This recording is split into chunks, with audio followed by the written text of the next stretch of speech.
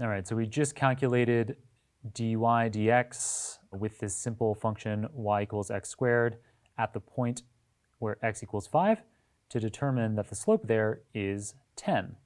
So now let's do that same calculation that we've done by hand and in PyTorch in TensorFlow as well.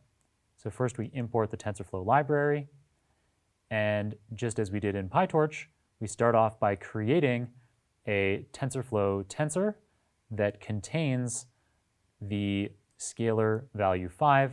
Again, don't forget that float precision. Now, unlike in PyTorch, we now have to have a with statement in which we track gradients, and within that with statement, we can now perform our forward pass. So we set up the with statement like this, and then we say what variables we would like to be tracking the gradient in using this watch method. And then we can finally say what our forward pass is going to be, same as it was in PyTorch, y equals x squared.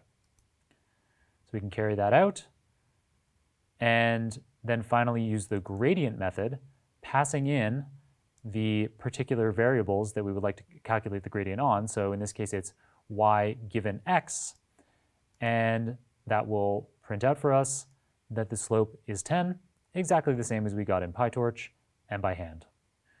I'd note here that, as usual, PyTorch feels more intuitive and Pythonic than TensorFlow.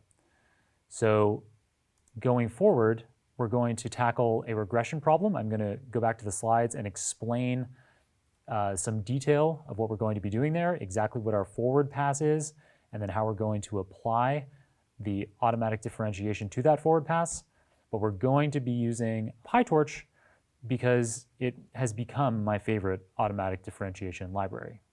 All right, so let's pop back to the slides now, and I will go over a simple regression line formula and go over exactly how we're going to apply Autodiff to it in order to perform gradient descent and optimize our line equation to fit some data points.